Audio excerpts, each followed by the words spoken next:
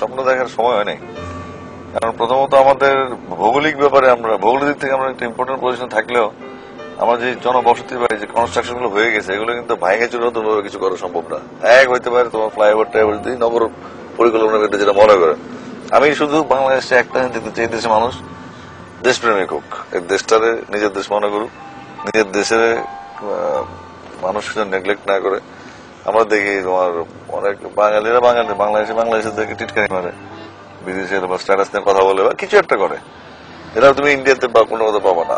আর দেশ সম্বন্ধে কটাক্ষ করে তো বাংলাদেশে কে যায়, আমাকে বাংলাদেশে মাসি থাকিনি, এই ধরনের কথাগুলোর থেকে আমাদের যেদিন দূরে সরে যেতে পারবো বা এগুলো অটোমেটিক হবে। আমাদের মানসিক কারেকশন, সমাজ নিয়ে ভাবনা, মানে যে যে কাজটা করে, যে পেশায় আছে সে তার ওই অ্যাঙ্গেল থেকে কাজটা করলে আমার জটিলতা হওয়ার কথা না। আমি চাই তার মানুষ শুধু কাজটা করুক, আর ফালতু কথা, গান কথা বা ওই চামচামে, মানে আগে চেয়ে যেতে বাংলাদেশের 15 কোটি মানুষ কিন্তু আমাদের মেইন শক্তি। তুমি দেশপ্রেম না থাকলে এই শক্তিটা সংগঠিত হবে না। আর এটা যদি না করতে পারো বাকি আর স্বপ্ন থেকে লাভ নেই। কিন্তু তোমার মধ্যে আমার দেশের মানুষকে আগে ঠিক হইতে হবে, আমাকে ঠিক হইতে হবে আগে, তাহলে এটা কম্বাইন্ড একটা কিছু হবে। যদি মানুষ ঠিক নয় তাহলে এই দেশে কিছু হবে না। আগে মানুষ ঠিক করার কারণে যে যার অ্যাঙ্গেল থেকে কাজ করবে। সাপোজ আমাদের ক্রিকেটার সাকিব আল হাসান, সাকিবের একটা কথা কোটি কোটি মানুষ শুনবে, তাই না? সাকিবের এভাবে তুলে নিয়ে আসতে হবে। এবং ওই আমাদের সাথে নগরের সাথে ইদানিং গ্রামাঞ্চলের যোগাযোগ নাই, বৈষম্যর লেভেল অনেক বেশি হয়ে গেছে, এগুলো দূর করতে হবে। যে বাংলাদেশ দেখি সে বাংলাদেশ দেখে যেতে পারবো কিনা জানি না, তবে বাংলাদেশ একদিন জাপান হয়ে যাবে নিশ্চিত থাকো। এই কৃষির উপর ডিপেন্ড করে হবে, কৃষিটাই হবে আমাদের শিল্প। প্রতিদিনে আশায় থাকি ফিরে তুমি আসো যদি, প্রতি রাতে তোমায় ভেবে। আমি যখনই ঢাকায় যাই বা কুমিল্লায় যাই, একটা পেশাব বিরতি বলে, প্রস্রাব বিরতি, পাশাপাশি সিগারেট বিরতি, বিরতি, না বাতাস মারাত্মক ভিটামিন আর কি, তোমার ভালো লাগে খেলে, কথা বলতে ইচ্ছা করে, ভালো। আচ্ছা, এই রাস্তাটাতে আপনি যতবার যান আসেন, আপনার কাছে কি মানে এমন পরিস্থিতি আছে? অনেক অনেক এই রাস্তার উপরে থাকি, এই যে ট্রাক্টর বাড়ি এসে গেছে,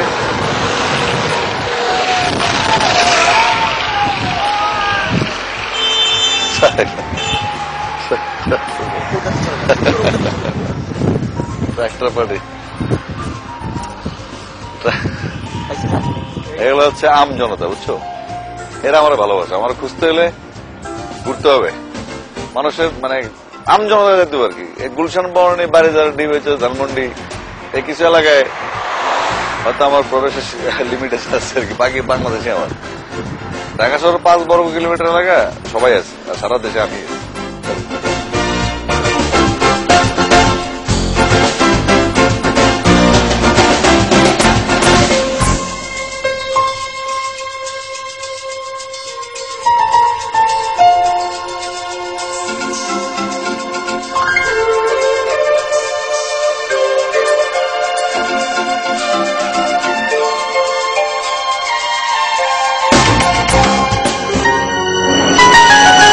আসতে যেতে ছলকিয়া এগুলো খুব গাইতাম।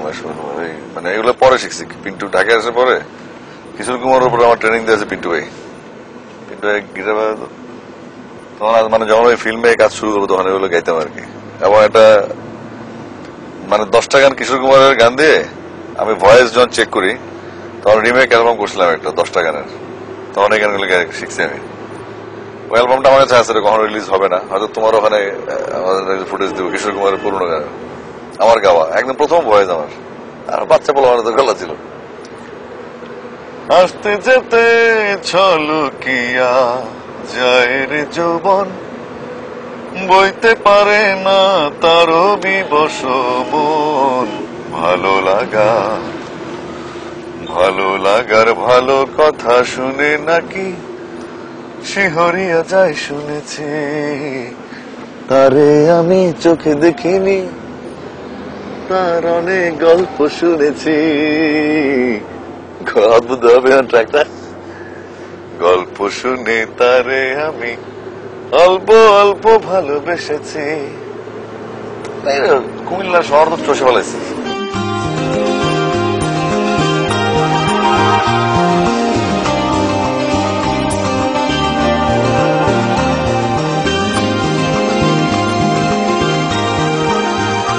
কাজল নদীর জলে ভরা ঢেউ কল কলে, প্রদীপ ভাসাও জলে ভরিয়া, সোনার বরণিমে বলকার পথ চেয়ে আখি দুটি ওঠে জলে ভরিয়া। একটা গান খুব গেতাম নয়ন সরসী কেন ভিজেছে জলে, কত কি রয়েছে লেখা কাজলে কাজলে, নয়ন সরসী সরসী কেন। আমার লিরিক মনে থাকে না, এটা বিরাট সমস্যা আছে। আমি একবার তোমার একটা লাইভ প্রোগ্রাম হচ্ছে আমেরিকা থেকে, সম্ভবত টলিউড অ্যাওয়ার্ড এটিএন এর ইয়েতে লাইভ করছিল এটিএন। আমি ওই দিনে নিউ ইয়র্ক পৌঁছে আমি স্টেজে চলে গেছি ফ্রেশ হয়ে। তো আমি যাওয়ার পর দেখি তারা আমার ও প্রিয় তুমি কোথায় এবং ও পাশানে বলে যাও কেন ভালোবাসেনি, এই দুইটা গানের উপরে কোরিওগ্রাফি করে রাখছে। তো আমি তো আর ওদের সাথে প্র্যাকটিস করার সুযোগ পাই না, আমি জানিও না যে কেউ ঢুকবে আমার সাথে পিছনে নাচ করার জন্য। তো গানটা গান গাওয়া শুরু করলাম, ফার্স্ট অন্তরা গেল, সেকেন্ড অন্তর আগে মিউজিকে দাম করে 5টা মিনিট হয়ে গেল মাস্তে। তখন মিউজিক চলতেছে, তখন আমাদের ফুয়াদ বন্য ফুয়াদ তখন কিউট বাজে, আমার সাথে ড্রামস বাজে, আসে সিকোয়েন্স চলতো, ও ড্রামস বাজাতো পাশাপাশি। হঠাৎ করে 5টা মিনিট হয়েছে, তো সেকেন্ড অন্তরে যাওয়ার আগে আমি অন্তর ভুলে গেছি। মানে নাচ দেখে আমি মেইন লিরিক ভুলে গেছি। বাংলাদেশে লক্ষ কোটি লোক এটিএন বাংলায় দেখলো যে আসিফ এক অন্তর দুইবার গাই দিচ্ছে, তাও কোন গানটা, ও প্রিয় তুমি কোথায়। আজও তার মধ্যে মনে বিরাট প্রোটেস্ট, অনেকেই, আমি তো বুঝে গেছি ভুলে গেছে, কিন্তু তারপর আবার মিলানো যাবে না, চালাই নিছে আর কি। আবার আমি বুঝতে পারি না যে বাংলায় লাইভ দেখাচ্ছে, এটাও জানি না আমি, তাহলে একটু কেয়ারফুল দেখতাম। আরেকবার কি হয়েছে, তোমার একটা কোম্পানির প্রোগ্রাম শেরাটনে, আমি গান গাও রিকোয়েস্ট করেছে, বাঁশি শুনি আর কাজ নেই গানটা গাওয়ার জন্য, মানে টাকা দিয়ে বাঁশি, তো আমি তো গানটা পারি তাই না। তো গান ধরলাম, বাঁশি শুনে আর কাজ নাই, সে যে ডাকা দিয়া বাঁশি, মুখটা গেলাম। মুখটা গাওয়ার পরে হঠাৎ করে না আমি অন্তর সুরে ভুলে গেছি। মাথা বাপিদের সুরটা বলেন, বাপিদের সুর, উনি সুরটা বলার চেষ্টা করছেন, কিন্তু লাউডে আমি সুরটা ধরতে পারতেছি না, বুঝছো। তাই আমি হঠাৎ করে রণে ভঙ্গ দিলাম, থামেন। বলছে এক্সকিউজ মি, আপনি যিনি রিকোয়েস্ট করেন আপনাকে অসংখ্য ধন্যবাদ। গানটার লিরিক আমার কাছে আছে, গানটা আমি অনেকবার গাইছি, কিন্তু এই মুহূর্তে আমি সুর ভুলে গেছি। আপনারা কিছু মনে করেন না, নিজ দায়িত্ব আমাকে মাফ করে দেন। অডিয়েন্স খুব মজা পাইছে। আরেকবার তোমার হলুদের প্রোগ্রামে আমার কিন্তু এরকম হয়, কিন্তু হঠাৎ করে ভুলে যাই।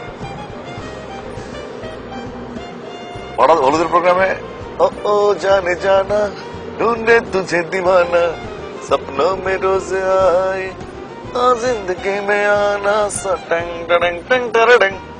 যখন এটা আসে মিউজিকটা, তখন আমি করি কি, অন্তরা যাওয়ার আগে মুখে মুখে মিউজিকটা বাজাই। মিউজিকটা শেষ হলে আমার গান গাইতে ওটা ভুলে গেছি, বুঝছো। আমি হঠাৎ করে মিউজিক আমার তাকে রয়েছে, কি ব্যাপার, হ্যাঁ গান ধরেন, ও মিউজিক বাজাতেছি এমনি। কিন্তু রাত 9টার সময় এমন না যে খাওয়া ছিলাম, খুব একটু চার্জে ছিলাম, ওইরকম কিছু না, নর্মাল প্লিজ। এরকম কিছু হয় ঘটনা, যা তুমি দেখো আমি প্রায় মানি ব্যাগ, রুমাল, মোবাইল, গাড়ির চাবি আমার বিরাট যন্ত্রণার বিষয়। শুধু লুঙ্গি আর গামছা, হাফ প্যান্ট একটা স্যান্ডো গেঞ্জি, toothbrush, razor, shaving foam, toothpaste, nail cutter আর ছোট্ট 1 শিশির তেলের বোতল, নারিকেল তেল আর একটা ভেসলিনের ডিব্বা আমার জীবনের সবচেয়ে জরুরি জিনিস। মানি ব্যাগ টানি ব্যাগ ফালে আমি রওনা দিয়ে দিই। আমি জীবনে ক্রেডিট কার্ড ডেবিট কার্ড আছে অনেকগুলো এটিএম ফেটিএম আছে না সিস্টেম, আমি এটিতে নেই। আমার মেশিনে টাকা একবার ঢুকেছিলাম এটিএম কার্ড, এটা বেরোনো দেখে আর ওটা বাইরে করে নেই আর ইউজও করে নেই। পুষ্টি মারি তোর মেশিনে টাকা থাকলে আমার পকেটে থাকলো, তাহলে চাই লইলাম এক ভালো ঝামেলা যাওয়া। জীবনটাকে ক্লামজি করতে চাই না আমি, রিল্যাক্স। কেন ক্রেডিট কার্ড, কেন ডেবিট কার্ড? আমি তো পারলে ঘরে বসে বসে রিমোট কন্ট্রোল দিয়ে শপিং করতে চাই।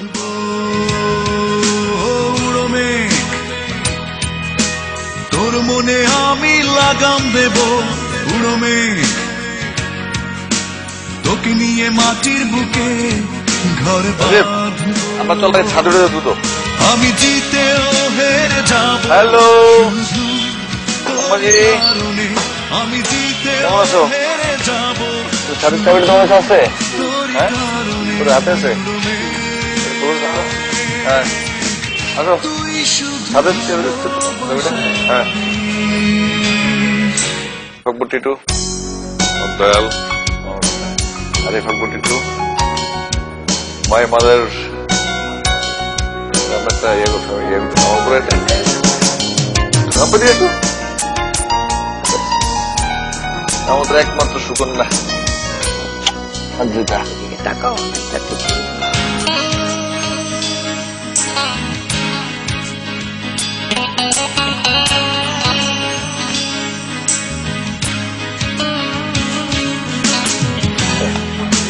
হ্যাঁ সাথে আসো।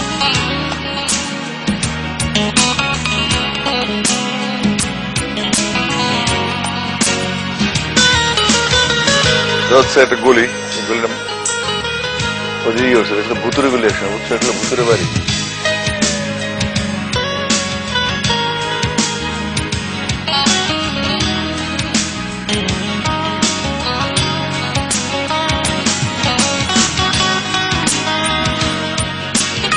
এটা একটা খ্রিস্টান স্কুল, মিশন স্কুল বললাম না, মিশন স্কুল হোস্টেল। এটা এই যে এটা হচ্ছে হোস্টেল। এই গলিটা হচ্ছে আরেকটা গলির মাথায় গিয়া এই গলির উপরে বড় হয়েছে কি এই যে পাইপ দেখতেছে এখানে, দিস পাইপ এটা চেঞ্জ হয়েছে কিছু, এই পাইপটা নিচে নামছে। এই পাইপ বেয়ে আমি পালাইতাম, আব্বা থাকতো সামনে তো, আমরা 3 নাম গাছ কাটা হয়ে গেছে, এখন একটা জঙ্গল হয়ে গেছে। এটা আমাদের উঠানটা আর কি, দেখছি আমার পেয়ারা গাছ হয়ে গেছে, নিম গাছ লাগাইছে একটা, আগে ছিল আম গাছ, এবং এখানে একটা জাম গাছ ছিল এই বাসায়, তো করিম কাকার বাসা। এখানে জাম গাছটা আমরা এদিকে বাঁশ দিয়ে মারতাম আর কি, জাম মানে জাম গাছটা এসে আমাদের বাড়ির দিকে চলছে। তারপরে ইন্টারেস্টিং হচ্ছে তোমার এটা গ্যারেজ আমাদের, আমরা সব ম্যাট্রিক পরীক্ষার সময় আমাদের এখানে নির্বাচন দেওয়া হইতো এই জায়গাটায়, পড়াশোনার জন্য আলাদা করে দেওয়া হইতো যে এস এ ক্যান্ডিডেট সেটার ভিতরটুকু। এখন গ্যারেজ আছে, এই যে আমি এই ওয়ালটা টপ করে, এই বিল্ডিংটা ছিল না আগে, এখানে ছিল একটা একতলা বিল্ডিং মৌরির, জাস্ট তোমার এই বিল্ডিং টপ করে দিত, সেটা পর আমার যন্ত্রণার বাড়াইছে এটা, এবং এটা মাঝখানে হুকার ছিল পা রেখে ওটার মতো, ওটাও আমার লেগে মতো করছে। আঙ্কেল দিয়ে হাঁটতো বারান্দায় বিল্ডিং দিয়ে রওনা দিত সেদিক দিয়ে, উনি ওই একটা বাম দিকে ঢুকলে আমি আবার বাম দিকে ফুল চুরি করে আবার আয় পড়তাম, বুঝছো? বাগান দেখে গেলাম ফুল আছে 10টা বা 12টা 20টা ফুল গেল কই, সেই ফুলগুলো আমি নিতাম আর কি। মানে এই বাড়িটা হচ্ছে আমার ফ্যাক্টরি আর কি, আমার নিজের বাড়ি। এর এখানে নারিকেল, সুপারি, কটবেল, করমচা, জাম, তারপর এগুলো সব আমার ছিল, আমার নিজস্ব সম্পত্তি এগুলো সব, মোটামুটি এগুলো দিয়ে চলতাম আর কি। এই যে দানাগুলো দেখছো, এগুলো সব দ্রুম থাকতো না তো, আমি আবার পয়েট পার্টি আসলাম, ঢিল মারতে পারতাম ভালো, নাইকেল গাছ ফালাইতাম নিচে থেকে, নাইকেল কুড়ে নিতাম, ওই গাছগুলো ছিল আমার সম্পত্তি। আমার গাছ আবার সুযোগ নেই, এগুলো মাঠ ছিল, এই বিল্ডিং হয়ে গেছে না এখন, এটা সব মাঠ, আগের মাঠ ছিল এনে খেতে হবে। আর ইন্টারেস্টিং হচ্ছে গাছগুলো কিন্তু আমার লাগানো, এই মেহগনি গাছগুলো, এই মেহগনি দেখছো না, এটা যে আমার বৃক্ষরোপণ অভিযান চালু করেছিলাম মাঝখানে, কুমিল্লা বা গ্রামে আছে, মেহগনি গাছ রয়ে গেছে। আল্লাহ মোর্শেদ আলম, মোর্শেদুল হাসান, আর একটা হচ্ছে আমার মোর্শেদ আলম, এলা মোটা মোর্শেদ সংক্ষেপে জায়গাতে, আমার বন্ধু। আর এখানে ছিল যে খ্রিস্টান ফ্যামিলির কথা বললাম, এটা ছিল মীর মুন্সি সাহেব বাসা, এটা পরে আমাদের এক বড় ভাই কিনে নিছে। এটা এখানে টিনের শেড হল, বিরাট